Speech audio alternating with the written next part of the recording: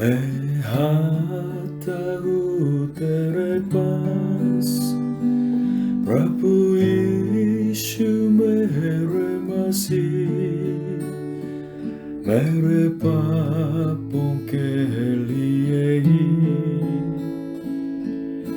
उधार दे मसीह।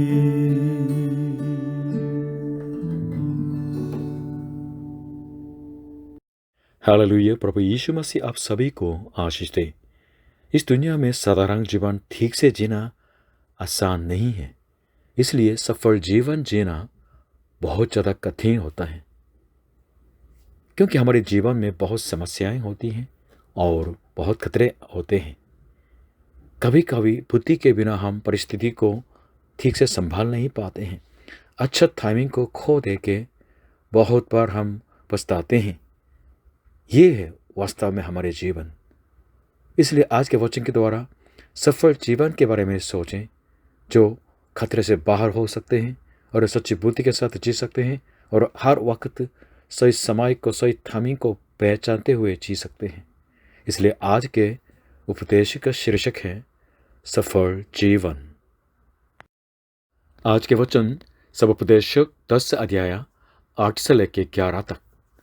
जो गड्ढा खोदे वह उसमें गिरेगा, और जो बाड़ा तोड़े उसको सर्प दसेगा। जो पत्थर फोड़े वह उनसे घायल होगा, और जो लकड़ी काटे उसे उसी से डर होगा।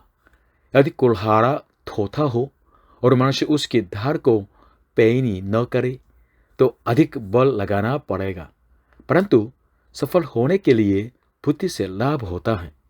यदि मंत्र से पहले सर्प दसे तो मंत्र पढ़ने वाले को कुछ भी लाभ नहीं। आज के वचन का पॉइंट 1, खतरे में मनुष्य जीवन। 8 और 9 पद में, जो गड्ढा खोदे वह उसमें गिरेगा, और जो बाड़ा तोड़े उसको सर्प दसेगा।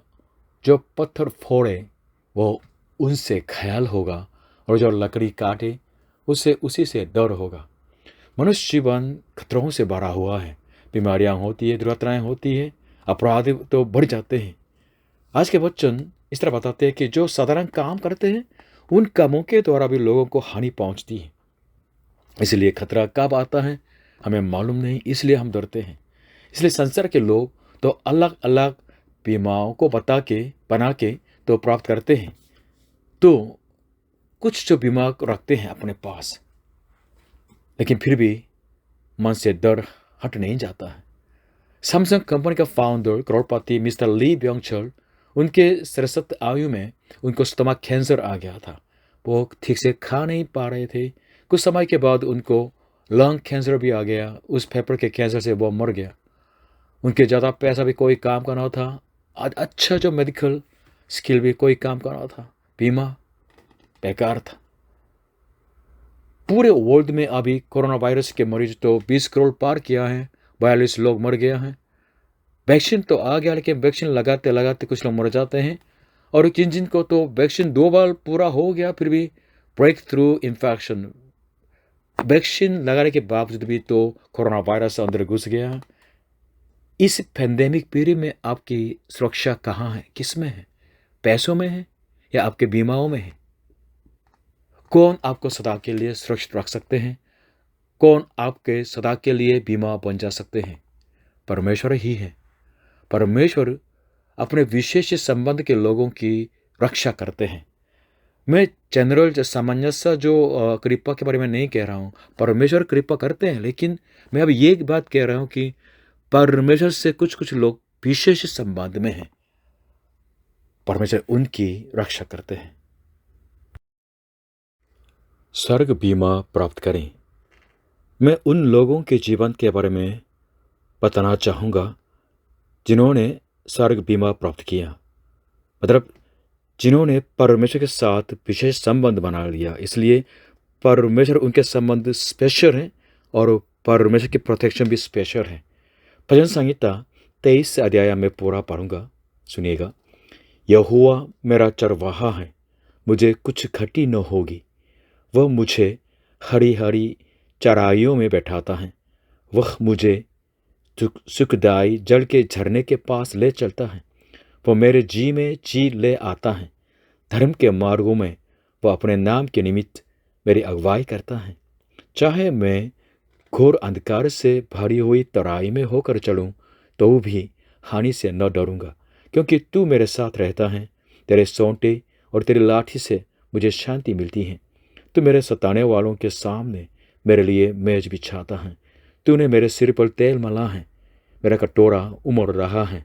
निश्चय भलाई और करुणा जीवन भर मेरे साथ साथ बनी रहेंगी, और मैं यहोवा के धाम में सर्वदा वास करूंगा। बहुत जो खतरा में हम रहते हैं, सबसे बड़ा अच्छा जो बीमा कौन सा बीमा होगा? एलआईसी का होगा या सैमसंग बीमा होगा? नहीं, स्वर्ग बीमा है। बीमा कंपनी के साथ आपका अनुबंध तो जब किया जाता है, एग्रीमेंट का साइन किया जाता है, तो उसका काम शुरू होता है ना। वैसे ही परमेश्वर और आपके बीच में भी स्पेशल संबंध होना चाहिए। इसको बाइबल कहते हैं विश्वास का संबंध, वाचा का संबंध। ये वाचा बांधी जाती है तो परमेश्वर आपका चरवाहा बन जाएंगे, आप उनके भेड़ बन जाएंगे। परमेश्वर आपका पिता बन जाएंगे और आप उनके बेटी बन जाएंगे। जैसे पापा अपनी बेटे की रक्षा करते हैं, वैसे ही परमेश्वर आपकी रक्षा करते हैं। परमेश्वर के साथ इस तरह स्पेशल संबंध को हम कैसे बनाते हैं?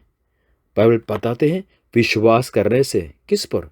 प्रभु यीशु मसीह पर। वह कौन है? प्रभु यीशु स्वयं परमेश्वर है, परमेश्वर का इकलौता है, लेकिन इस दुनिया में भेजा गया ताकि आपके पापों के लिए, मेरे पापों के लिए पाप के प्रायश्चित बन सकें।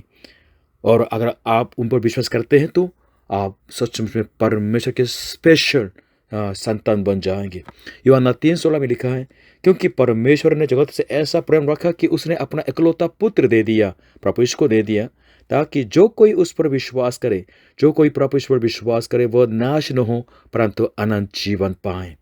For God so loved the world that he gave his one and only Son, that whoever believes in him shall not perish but have eternal life. Amen.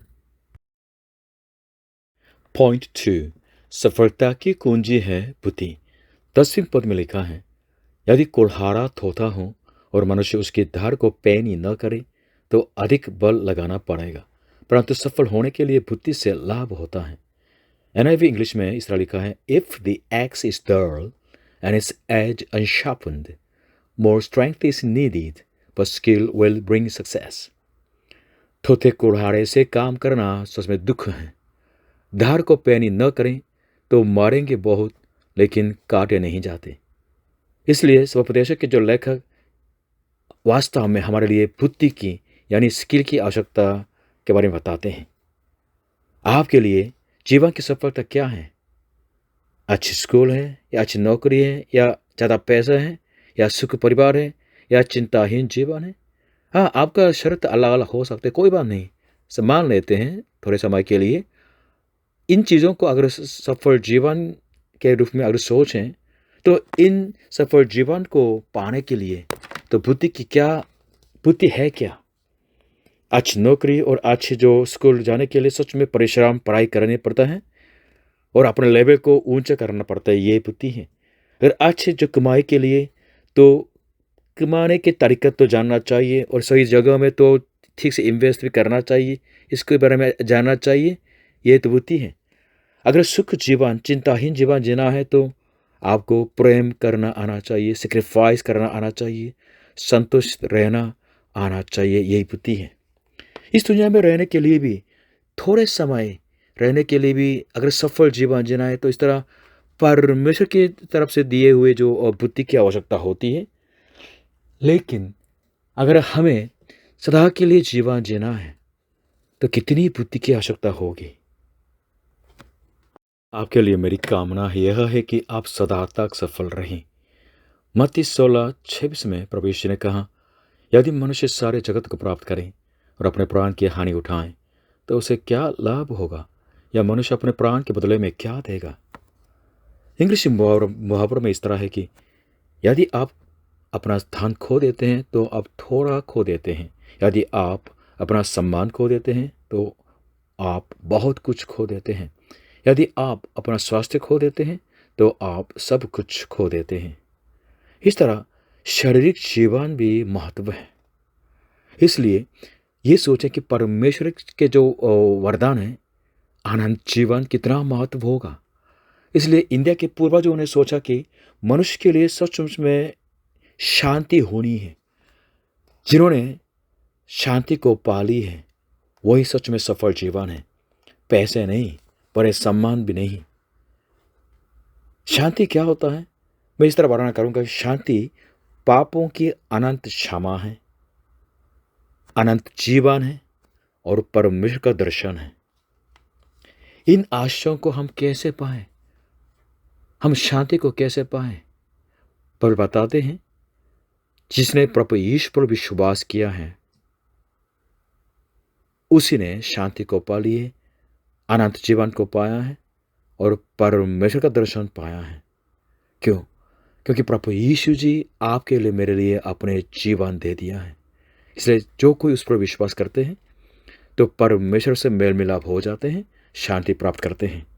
इसलिए जो प्रभु यीशु पर विश्वास करते हैं वो सफल जीवन है।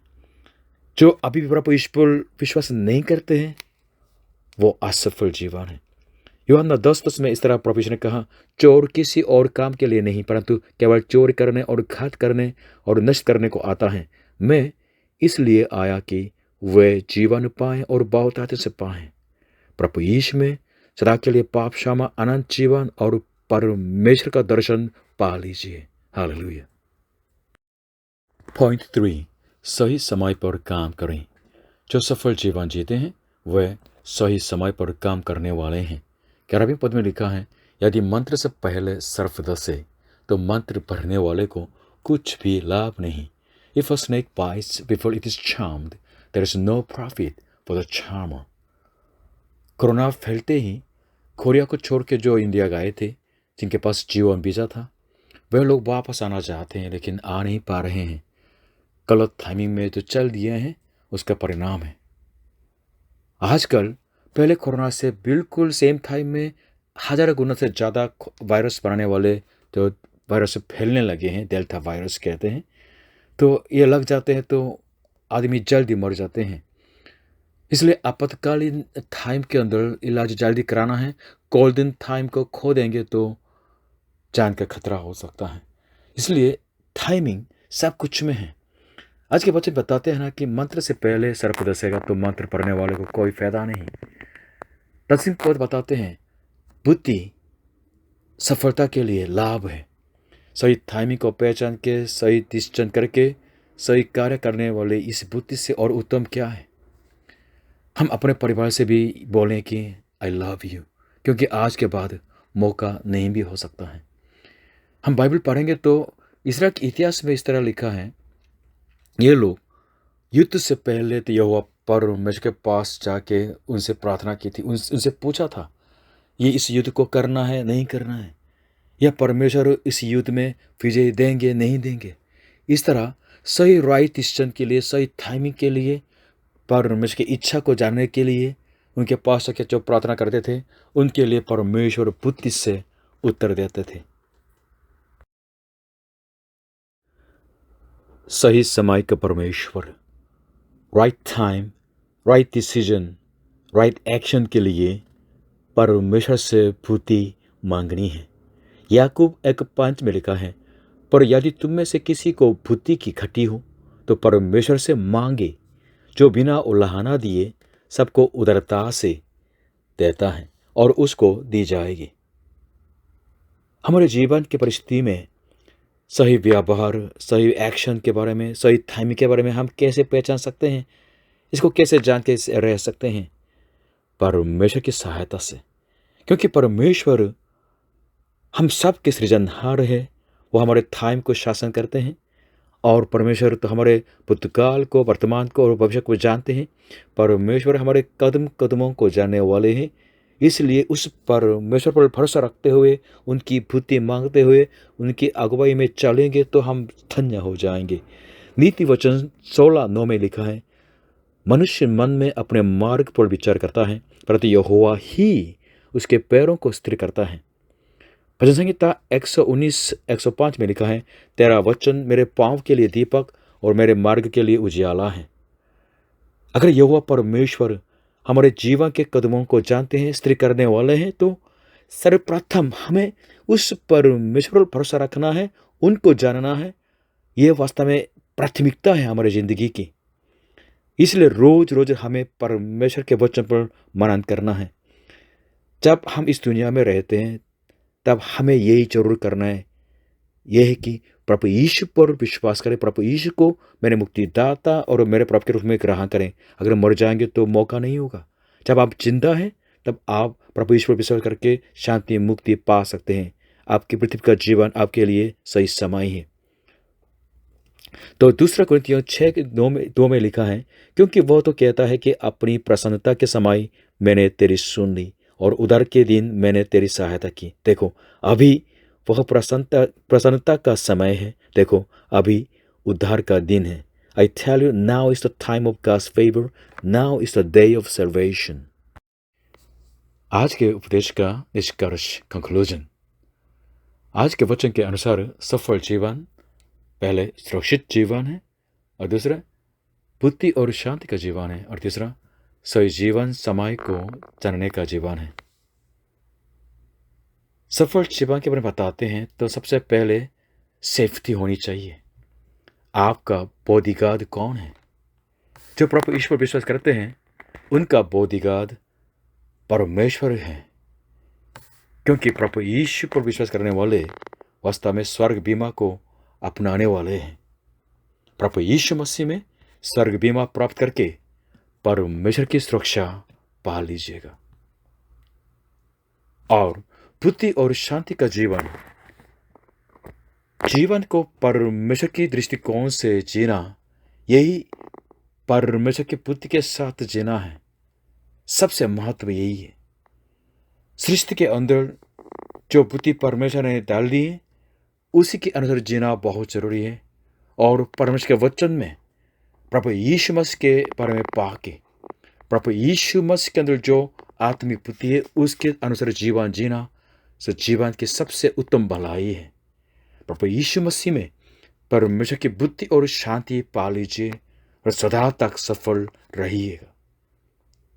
सही समय जानने का जीवन। नीति वचन में 25:11 में इस तरह लिखा है, जैसे चांदी की टुकड़ियों में सोनहाले सेब हो, वैसे ही ठीक समय पर कहा हुआ वचन होता है। A word aptly spoken is like apples of gold in settings of silver.